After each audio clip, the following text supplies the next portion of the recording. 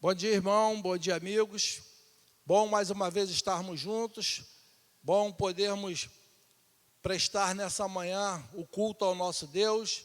Nós temos o privilégio de poder, amanhecendo com as delícias que o Senhor tem preparado para nós. Nós somos gratos a Deus pela noite de descanso, somos gratos a Deus por esse dia que podemos contemplar, porquanto sabemos que no dia de ontem, muitos planejaram o dia de hoje e sequer amanhecer o dia de hoje. Então, estar aqui, poder prestar culto ao nosso Deus, é motivo de muita alegria e de muita gratidão. Nós queremos saudar a todos com a graça e a paz do Senhor Jesus, desejando que o Senhor se manifeste a cada dia na vida de todos nós. Nós vamos orar, nós vamos entrar no altar de graça, chegar à presença do Senhor e devemos fazer com o nosso coração voltado somente em adorá-lo, em poder expressar a nossa gratidão, as nossas petições, mas sobretudo colocar a nossa esperança naquele que tem o domínio de todas as coisas. Senhor, nós te agradecemos, ó Deus, por essa manhã, nós te agradecemos pelo privilégio de podermos cultuar ao Senhor, nós te agradecemos, ó Deus, pela manifestação do teu amor, do teu poder, que se renova a cada dia em nossas vidas. Nós queremos, ó Deus, colocar nessa hora, ó Deus, o desejo, Senhor, de poder te prestar um culto que somente a Ti é devido. E suplicamos a Tua bênção, a Tua misericórdia, porque sem ela nós não conseguiríamos, ó Deus, estar aqui para poder prestar esse culto, porque são as Tuas misericórdias, é o Teu amor que nos trouxe aqui. E nós te suplicamos que seja renovado em nossas vidas o desejo de Te servir, de Te adorar, de conhecer mais de Ti. Muito obrigado, Senhor. Muito obrigado por tudo que o Senhor tem feito, pelos livramentos, pela cura, pelo consolo, ó Deus. Tudo isso vem do Senhor. E nós, nessa hora, declaramos que Tu és o nosso Deus. Por isso, te suplicamos mais uma vez, dirija-nos durante esse dia, durante esse momento de culto, e que seja agradável ao Senhor tudo que irá aqui acontecer. Em nome de Jesus, nós te agradecemos. Amém. Agora nós estaremos adorando ao Senhor com 2 canções e o Ministério de Louvor estará nos conduzindo e teremos a oportunidade também de devolver ou cultuar a Deus com nossos dízimos e ofertas. E quando começarmos a entoar a 2ª canção, então os irmãos podem trazer os seus dízimos e as suas ofertas. Como o pastor sempre diz aqui, ele sempre enfatiza, e é necessário que assim seja, que esta igreja sobrevive com a ajuda, com o entendimento que a sua membresia tem, no sentido de trazer os dízimos, as ofertas, para que haja mantimento na casa do Senhor. Temos tido a oportunidade de, pela dedicação dos irmãos, cumprir os nossos compromissos, de poder fazer com que tudo funcione conforme a direção do Senhor, na beneficência, através dos alimentos que são aqui trazidos ao altar, e que esse entendimento ele se estenda a toda a igreja, e que aqueles que não têm a oportunidade, por quantos estão desempregados, por quantos estão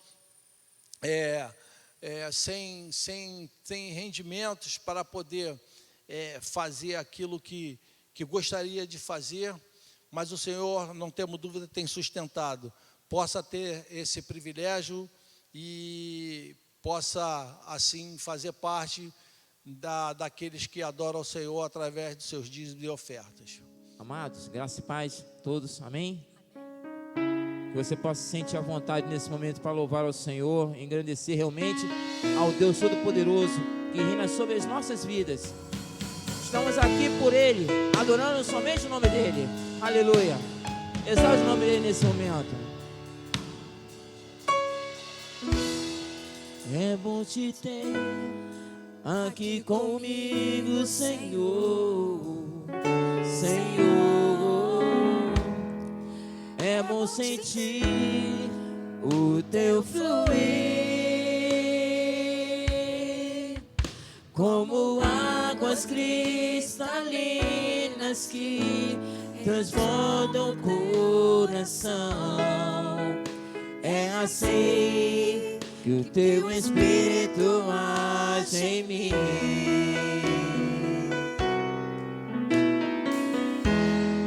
É bom te ter aqui comigo, Senhor, Senhor.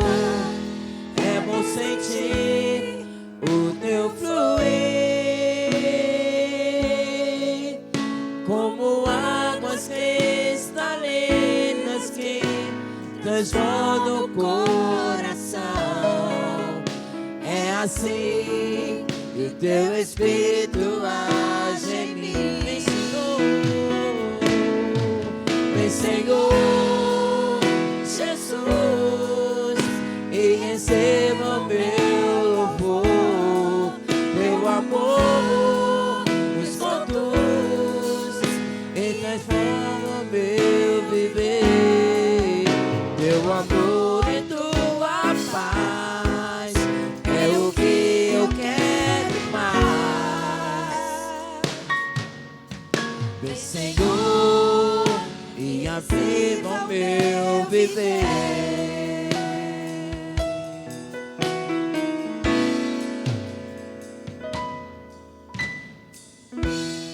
É bom te ter aqui comigo, Senhor, Senhor. É bom sentir o teu fluir, como águas cristalinas que transbordam o coração. É assim que teu Espírito age em mim, Senhor. Vem, Senhor, Jesus, e receba o meu louvor. Teu amor nos conduz e renova o meu viver. Teu amor e tua paz é o que eu quero mais. Vem, Senhor, e aviva o meu viver. Senhor, vem, Senhor, Jesus, e receba meu louvor. Teu amor nos conduz e renova meu viver. Teu amor e tua paz é o que eu quero mais. Vem, Senhor, e aviva meu viver. Vem, Senhor, e aviva o meu viver. Vem, Senhor, e aviva o meu viver.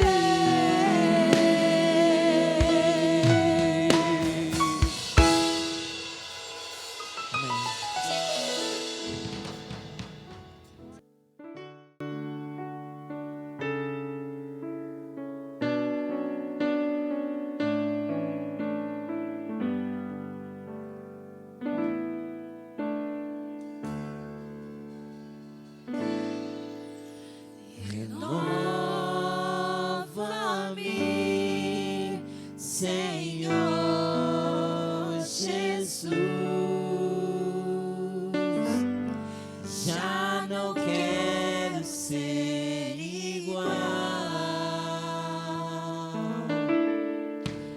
Renova-me, Jesus, põe em mim teu coração, porque tudo que há dentro de mim necessita ser mudado, Senhor, porque tudo que há dentro do meu coração necessita mais de ti.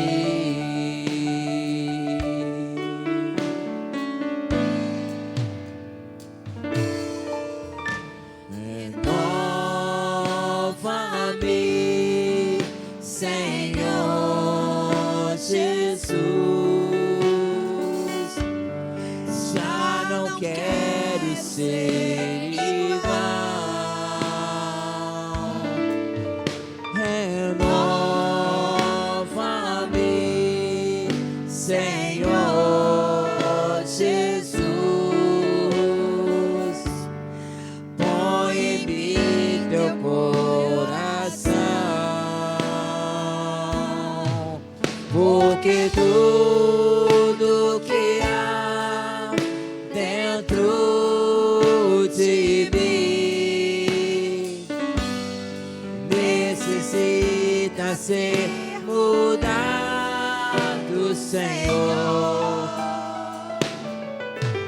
porque tudo que há dentro do meu coração necessita mais de ti. Porque tudo que há, porque tudo que há dentro de mim necessita ser mudado, Senhor,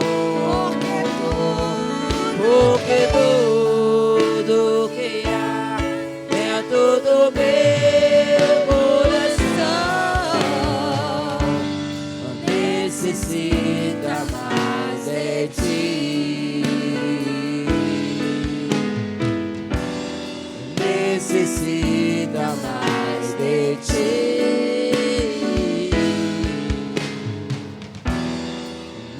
necessita mais de ti.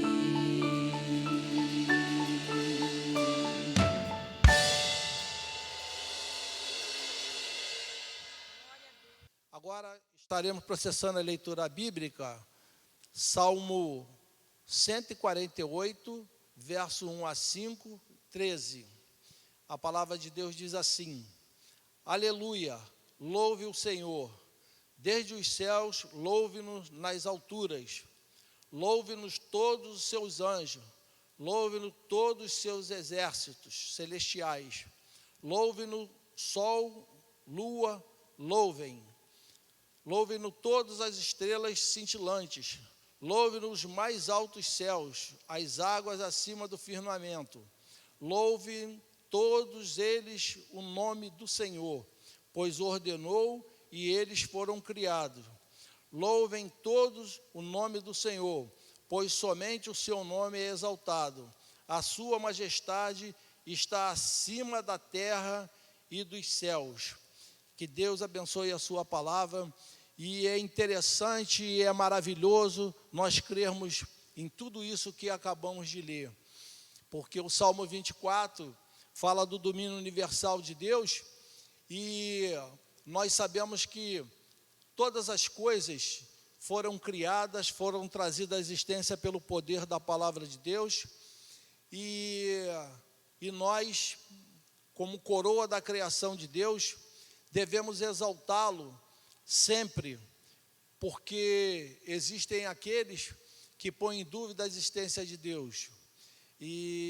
Mas basta olhar para a natureza, fica diante daquele mar imenso, obedecendo seus limites, e somente um louco não reconhecem a existência de um Deus que criou e que tem o domínio sobre todas as coisas. Que Deus continue nos mostrando e nos fortalecendo os nossos corações para que nós possamos ser instrumento de reflexão àqueles que vivem cegos acerca dessas verdades. Nós vamos orar mais uma vez e estaremos passando a palavra ao nosso amado irmão Paulo Serrano e suplicar a Deus a tua bênção, a sua misericórdia na vida do teu servo, para que ele possa nos dizer aquilo que o Senhor antes já colocou no seu coração. Senhor, nós te agradecemos, ó Deus, por tudo que temos vivido, por tudo que temos visto, e nesse momento, ó Deus, que o teu Espírito Santo esteja repreendendo tudo aquilo que não provém de ti, para que nós possamos ouvir, entender e pôr em prática as verdades que nos será dita através do teu servo. Toma ele em tuas mãos e fale conosco através da sua instrumentalidade. Nós te agradecemos no nome santo e bendito de Jesus, o teu Filho amado, que vive e reina para todo sempre. Amém. Paulo, fica à vontade. Bom dia, meus irmãos. É um prazer estar com os irmãos, ainda que de maneira virtual. Os irmãos que me conhecem sabem o quanto eu gosto de pregar, gosto de falar, mas não posso negar que nesses tempos difíceis de pandemia, fazer isso através de meios virtuais é um grande desafio. Não posso negar que estou aqui tremendo nas bases, muito mais com o meio do que com o que temos a compartilhar com os irmãos. Então, me perdoem qualquer deslize nessa plataforma aí diferente para mim. Quero agradecer ao pastor e à igreja a oportunidade de estarmos juntos mais uma vez e vamos compartilhar nessa manhã a palavra de Deus no Evangelho de Lucas, no capítulo 1, do versículo 68 ao 79. É um trecho bastante conhecido de todos nós, mas é importante que nós ouçamos atentamente a leitura, façamos essa leitura atentamente e percebamos algumas lições especiais, algumas lições específicas que esse texto nos dá, claro que dentro de todo o contexto do Evangelho. Vamos então ler Lucas, capítulo 1, do versículo 68 ao 79. Começa assim o texto: Louvado seja o Senhor, o Deus de Israel, porque visitou e redimiu o seu povo. Ele promoveu poderosa salvação para nós na linhagem do seu servo Davi, como falara pelos seus santos profetas na antiguidade, salvando-nos dos nossos inimigos e da mão de todos os que nos odeiam, para mostrar sua misericórdia aos nossos antepassados e lembrar sua santa aliança, o juramento que fez ao nosso pai Abraão, resgatar-nos da mão dos nossos inimigos para o servirmos sem medo, em santidade e justiça diante dele, todos os nossos dias. E você, menino, será chamado profeta do Altíssimo, pois irá diante do Senhor para lhe preparar o caminho, para dar ao seu povo o conhecimento da salvação mediante o perdão dos seus pecados por causa das ternas misericórdias de nosso Deus, pelas quais do alto nos visitará o sol nascente, para brilhar sobre aqueles que estão vivendo nas trevas e na sombra da morte, e guiar nossos pés no caminho da paz. É um texto muito rico, e os irmãos percebem que ele é bem conhecido, porque é o texto chamado Cântico de Zacarias, o pai de João Batista, exatamente no momento do nascimento, após o nascimento de João Batista, ele profere essa beracá, ou seja, essa bênção. Ele profere uma bênção sobre o povo. Beracá é a forma como a religião judaica chama esse tipo de texto, esse tipo de oração, que começa sempre bendizendo o nome de Deus. Bendito seja Deus. Então nós vamos ver vários textos bíblicos que começam assim, tanto no Antigo quanto no Novo Testamento. E são textos que fazem parte da religiosidade judaica e que nós acolhemos como cristãos, acolhemos esses textos como bênçãos, mas muitas vezes sem perceber a profundidade destas beracás. Para os irmãos terem uma ideia, para um judeu religioso e praticante desta religiosidade, dessa espiritualidade judaica, estas palavras, bendito seja Deus, são as primeiras palavras que saem dos lábios de um judeu ao acordar. O amanhecer, a contemplação da natureza, a contemplação da própria vida, do nascimento, da própria morte. Nestes momentos, nós vamos ver sempre essas pessoas bendizendo o nome de Deus por algum motivo especial. Bendito seja Deus, o nosso Deus, por conta desta bênção, por conta desta situação, por aquilo que acontece. E nesse caso aqui, nesse momento, Zacarias está bendizendo Deus, ele emite esta beracá por dois motivos muito especiais. Primeiro porque, com o nascimento de João Batista, ele é percebido por ele, porque o anjo falara com ele já no templo, quando ele estava fazendo o seu serviço, quando anunciou o nascimento de João Batista, o anjo já disse para ele que seu filho, João, seria a voz que clamaria no deserto, aquele que abriria e prepararia o caminho do Senhor. Então ele está agradecendo a Deus já pelo nascimento do seu filho, agradecendo a Deus porque este filho tem uma missão específica, porque este filho é alguém separado para continuar e participar de todo o processo de bênção de Deus sobre o povo de Israel ao longo da sua história. Então, Zacarias está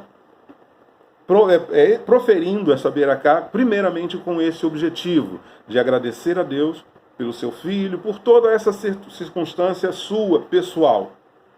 Mas tudo isso está ligado a algo muito maior, que é a promessa de Deus feita ao povo de Israel. É a promessa de Deus feita a toda a humanidade, de salvar-nos através do seu Filho Jesus Cristo. Então, ele está festejando nesta beracá esses dois acontecimentos. O nascimento do seu filho e, consequentemente, esse nascimento está envolvido na coisa maior, que é a salvação em Cristo Jesus. Ele está reconhecendo como um sacerdote, ele está reconhecendo como um profeta de Deus, como um profeta do povo, como um sacerdote naquele ano judaico. Ele está reconhecendo que aquele que o seu filho, João Batista, vai anunciar, aquele para quem ele vai preparar o caminho, este é o prometido, este é o Messias que virá, que estava prometido desde o início da história do povo, de todas as bênçãos lá em Abraão. Este é o Salvador do mundo. Então esses dois pontos devem nos nortear na leitura e na reflexão desse texto. Vamos tentar trabalhar, porque eu não quero ficar aqui dando esta ou aquela lição, mas vamos tentar trabalhar versículo por versículo, trechos do texto que nos ajudem a compreender o que é essa salvação. Porque é claro que nós não vamos esgotar o assunto, mas eu tenho certeza que cada um de nós, em algum momento da nossa trajetória, da nossa caminhada cristã, já se perguntou ou já tentou definir em poucas frases, em poucas palavras, o que é a salvação. Mas nós vamos ver que salvação não é um conceito clássico, pronto e escrito. É uma realidade de Deus que se desdobra do coração de Deus ao longo da nossa história humana. Ela não é alguma coisa fechada em si mesma, num determinado ponto, num determinado período da vida, ou numa situação, numa circunstância, numa religião, numa comunidade. Não, a salvação dada por Deus, esse dom maravilhoso de Deus, ele é interpretado, ele é vivenciado, ele é vivido na história, na concretude, no dia a dia, dentro das relações, dentro das realidades que nós vivemos e vivenciamos, nunca sozinhos, sempre com o outro. Então vamos caminhar dentro desse texto. O versículo 68, inicial aí que nós lemos no texto, diz: louvado seja, ou em algumas Bíblias está, em outras traduções está, bendito seja o Senhor, o Deus de Israel. Mas por que bendito seja Deus? Aí ele continua dizendo, porque visitou e redimiu o seu povo. Ele visitou e redimiu o seu povo. Zacarias está evocando aqui nesta visita de Deus, nessa redenção de Deus, não apenas aquele momento que ele está vivendo ali, mas a trajetória histórica toda de seu povo. Porque culminou, como diz o apóstolo Paulo, no tempo propício de Deus, que é este aqui, a chegada do Messias. E ele diz, porque visitou e redimiu o seu povo. Ele, Deus, promoveu poderosa salvação para nós, na linhagem do seu servo Davi. E aí, a questão da linhagem do seu servo Davi, nós vamos percebê-la lendo o primeiro e o segundo capítulos do Evangelho de Mateus, que é mais um registro chamado de Evangelhos da Infância, onde nós vamos perceber ali a ligação de Jesus, do nascimento de Jesus, da família de Jesus, dentro de toda a história do povo de Israel. E aí nós vamos percebê-lo na linhagem de Davi. E chamar Jesus de alguém da linhagem de Davi é reconhecer o messianismo de Jesus, o reinado de Jesus, porque Davi é o rei por excelência do povo de Israel. Então, aliar Jesus a esta linhagem é uma linguagem facilitadora para que esse povo compreenda que este é o Rei dos Reis, que esse é o Senhor dos Senhores, que esse é o Rei perfeito, que este é o Messias, que este é o sacerdote especial, é o sacerdote de Deus. Então, ele continua que Deus promoveu poderosa salvação, versículo 69, na linhagem do seu servo Davi, como falara pelos seus santos profetas na antiguidade, salvando-nos dos nossos inimigos e da mão de todos os que nos odeiam, para mostrar sua misericórdia aos nossos antepassados e lembrar sua santa aliança. A salvação é um dom de Deus. A salvação que Deus nos dá é um dom especial. E eu tenho aqui uma anotação bem interessante. Ela é apresentada como núcleo da boa nova, da pregação feita por Jesus. Ao longo da sua vida terrena, da sua pregação do reino de Deus, ele prega no meio dessa boa nova como núcleo, como principal eixo para ligar o ser humano à divindade de Deus, esta salvação, porque é nesta salvação que somos redimidos, é nessa salvação de Jesus Cristo que somos retornados, que somos retomados como filhos. É nesta salvação de Jesus Cristo e é através dessa salvação que nós somos livres e libertos, porque essa salvação é a libertação de tudo aquilo que oprime o homem e tudo aquilo que é a libertação dele sobre tudo, uma libertação sobre o pecado e sobre o maligno. Então é por isso que o texto nos mostra aqui a necessidade de, no versículo 71, de firmar bem esta fala, salvando-nos dos nossos inimigos e da mão de todos os que nos odeiam. É importante nós ressaltarmos aqui, irmãos, essa questão de inimigos, né? Eu gosto sempre de frisar uma coisa muito importante. Essa linguagem é uma linguagem do Antigo, muito mais utilizada no Antigo Testamento, porque a divindade estava ligada à nacionalidade e, naturalmente, quando um povo tem, uma nação tem um determinado inimigo também numa outra nação, havendo um litígio, havendo uma guerra, esse povo era inimigo daquele e, consequentemente, este Deus desta nação era inimigo daquele outro povo e do Deus daquele outro povo, daquela outra nação. E entendia-se dentro daquele contexto que o meu Deus vai maltratar os meus inimigos. Era um contexto, era uma realidade, sim. Mas quando nós voltamos os nossos olhos para ler o Antigo Testamento, e é isso que como cristãos devemos fazer, ler o Antigo Testamento usando Jesus como chave de leitura, nós vamos perceber que isso está em Mateus, se não me engano, 5,55, amai os vossos inimigos.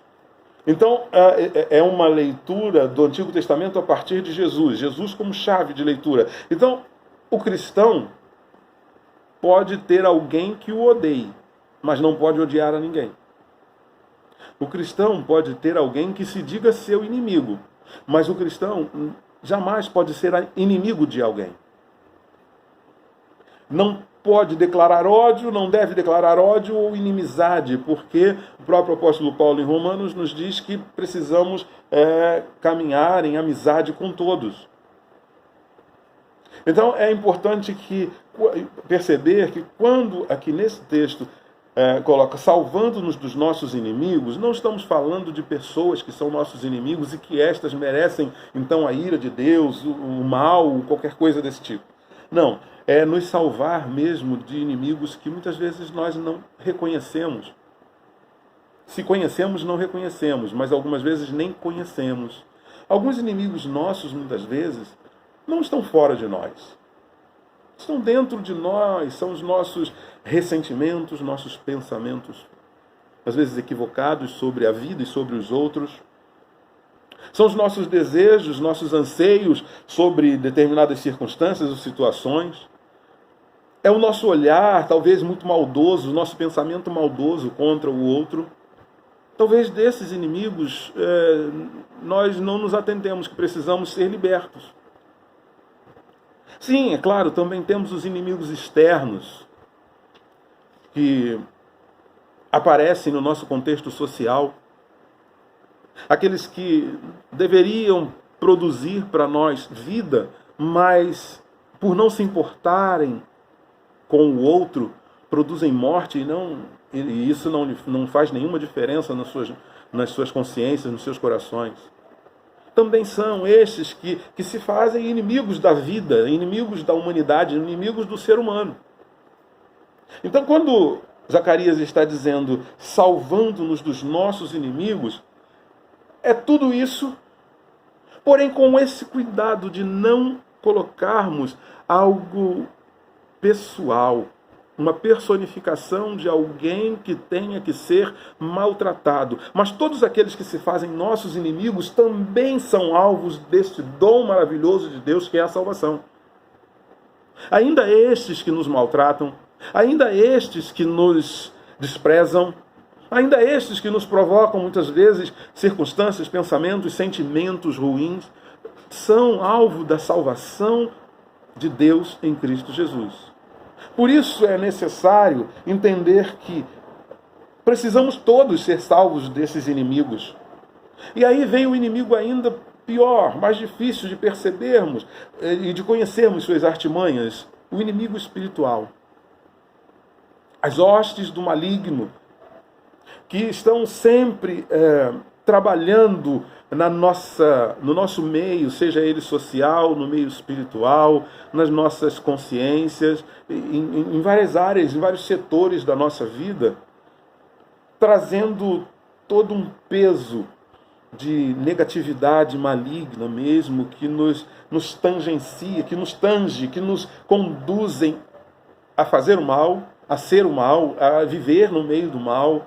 Então, é importantíssimo que tenhamos essa salvação como algo que nos liberta completamente dos nossos inimigos e da mão de todos os que nos odeiam, para mostrar sua misericórdia aos nossos antepassados e lembrar sua santa aliança. Que aliança foi essa que Deus fez? Versículo 73, o juramento que fez a Abraão, nosso pai, de resgatar-nos da mão dos nossos inimigos para o servirmos sem medo, em santidade e justiça diante dele todos os nossos dias. Não há como ler esse trecho, do versículo 73 ao 75, sem lembrar um pouco do que acontece no Êxodo.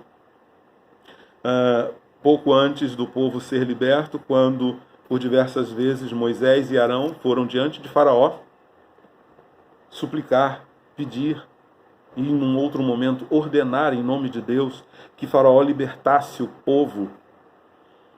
E para que era essa libertação? Qual era o interesse de Moisés colocado diante de Faraó? Liberta o meu povo para que nós façamos isto ou aquilo? Não. Mas para que possamos adorá-lo e prestar culto a ele em lugar de liberdade. Deixa o meu povo ir. É muito claro para nós aqui que nesse texto Zacarias está evocando também esse momento de Moisés quando pede a libertação do povo, para que o povo vá servir sem medo, em santidade e justiça, no deserto, na terra prometida, naquele lugar onde Deus separou para que esse povo vivesse, assim como nós vivemos a esperança daquele momento especial onde estaremos libertos de todas estas questões que nos assolam e teremos a oportunidade de adorá-lo completamente, como ele verdadeiramente é. Para servirmos sem medo, em santidade. Como servir a Deus em santidade? Santidade é um outro estado, é uma outra realidade que nós falamos bastante dentro do nosso meio cristão, mas que às vezes nos soa como algo inalcançável, como uma imposição, como uma grande dificuldade. Mas santidade está um pouco distante daquilo que nós acostumamos entender como libertação da imoralidade, simplesmente. Não é só isso. É isso, sim, mas não é só isso. Mas por algum tempo, a igreja cristã, especialmente a igreja cristã evangélica, trabalhou muito a santidade voltada única e exclusivamente para um afastamento da imoralidade. A salvação, a santidade estavam ligadas muito à moralidade e não a uma relação com Deus. Santidade é, antes de tudo, estar junto do santo. Mas não apenas geográfica ou fisicamente junto de Deus, junto de Jesus, próximo de Jesus, porque quando as pessoas estiveram próximas, fisicamente próximas de Jesus e não estavam com Ele, quantas pessoas hoje dizem ser de Jesus e, na verdade, a gente percebe que a forma como essa pessoa lida com o outro, como essa pessoa olha o outro, como essa pessoa pensa o outro com falta de amor, a gente percebe que está distante. E aí nós, como igreja, precisamos aproximar. Não estamos aqui para questionar ou simplesmente criticar, mas perceber e conduzir as pessoas a esse amor que nos leva verdadeiramente a ser santos. Porque o que nos dá santidade é relacionamento com Deus, relacionamento com o outro em amor. Não simplesmente eu não faço isso, não faço aquilo. Porque vamos perceber de uma maneira muito simplória, bem simplória. Aquele que tem um relacionamento profundo com Deus e com o outro em amor, dificilmente vai cometer imoralidades, dificilmente vai odiar, dificilmente vai ter atitudes que nós já conhecemos que não são as melhores atitudes que nos colocam no melhor lugar como cristão, em melhores definições, até mesmo pela sociedade que precisa ver em nós o Cristo vivo. Então, é para servirmos, por isso que somos libertos. É essa beracá, é essa salvação que Zacarias está agradecendo a Deus e bendizendo o nome de Deus por esta salvação maravilhosa. É esta salvação que nos separa para servirmos a Deus em santidade e em justiça. E eu volto a dizer, como já disse em outras oportunidades que estivemos juntos, não há justiça sem paz e não há justiça sem amor. Se há confusão e conflito, a justiça fica debilitada. E quando falamos de justiça aqui, não estamos falando simplesmente de algo jurídico. Não é uma justiça jurídica, porque a justiça de Deus não é jurídica. A justiça de Deus é aquela que entrega ao pobre aquilo que lhe é devido. Isso é justiça para Deus. E quando todos nós nos fazemos pobres diante dele, dependentes da salvação, quando todos nós nos vemos carentes como pecadores, quando todos nós nos vemos debaixo de toda essa opressão, seja espiritual, do maligno, seja social, das instituições, da estrutura em que vivemos, seja dos nossos sentimentos e ressentimentos, quando todos nós nos vemos envolvidos nessas questões que nos oprimem, carecemos da salvação de Deus em Jesus Cristo. E aí Ele nos dá. Ele dá a esse pobre que somos nós aquilo que precisamos. Aquilo que enche a nossa vida de sentido. Então, o versículo 75 conclui dizendo que é para servirmos em santidade e justiça diante dele todos os nossos dias. Aí ele, no texto, Zacarias passa a dirigir-se, pelo menos em 2 ou 3 versículos apenas, ao seu filho. E você, menino, será chamado o profeta do Altíssimo, pois irá adiante do Senhor para lhe preparar o caminho, para dar ao seu povo o conhecimento da salvação mediante o perdão dos seus pecados, por causa das ternas misericórdias do nosso Deus, pelas quais do alto nos visitará o sol nascente. Seria interessante parar um pouco no meio desse texto, mas eu não consegui. Ele é muito contínuo e dá para perceber que partilhá-lo, às vezes, ou nos fará causar um prolongamento da nossa fala, ou então perder a sequência que ele sugere. Mas vamos aos poucos entender.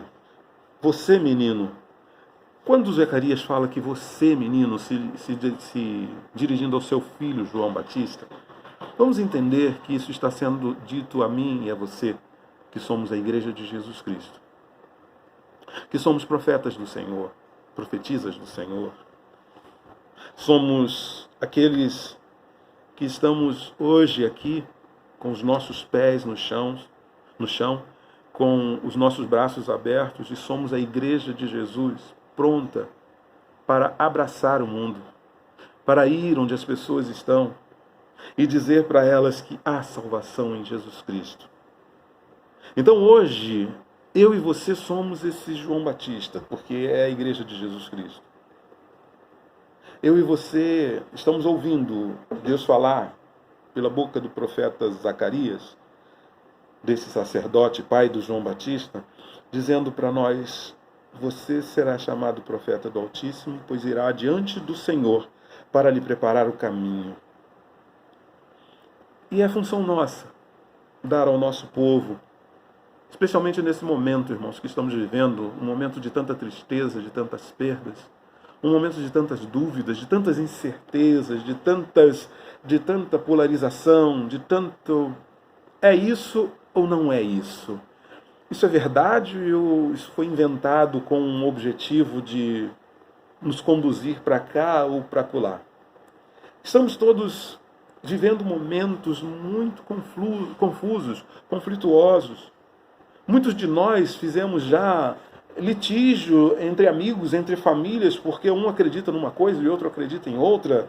Um defende uma determinada ideia, outro defende outra, e aí nós ficamos nesse emaranhado de coisas e nos perdemos dessa missão que temos, de não apenas falarmos dessa salvação, mas vivermos essa salvação em Cristo Jesus e mostrar para as pessoas que somos nós, esse povo de Deus, que, como diz o versículo 77, estamos aqui para dar a este povo o conhecimento da salvação, mediante o perdão dos seus pecados, dos nossos pecados.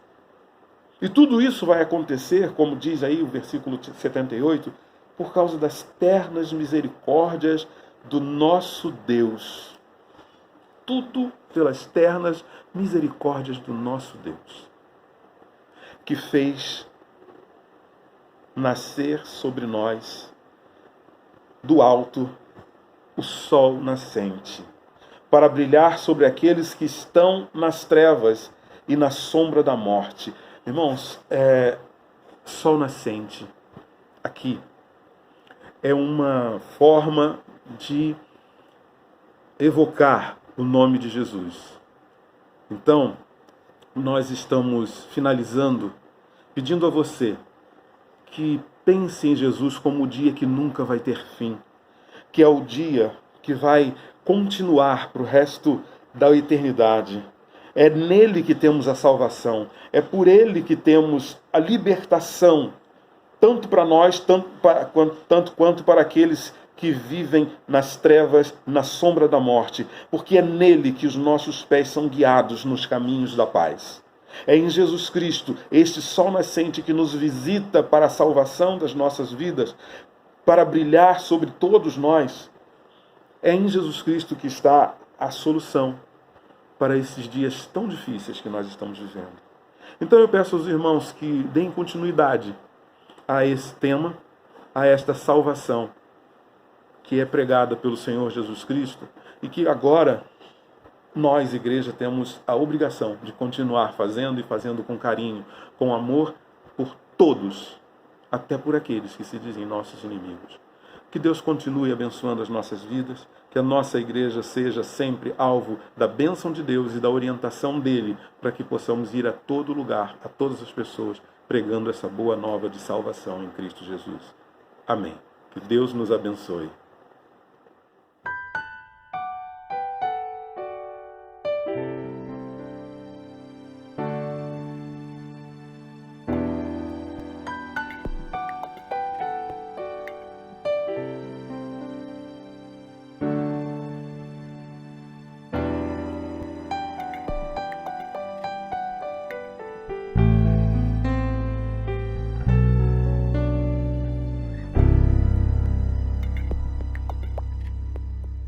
Senhor, tu és onipotente, pois tu podes tudo e não há nada impossível para ti.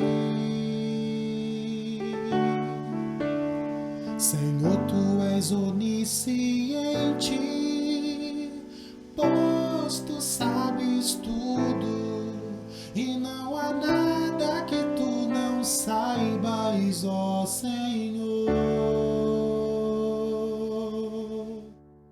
Senhor, tu és onipresente, pois tu estás em todo lugar. Tua presença nos ajuda a caminhar. Nossas vidas só dependem do teu poder para viver. Entregamos nossos louvores, pois só tu és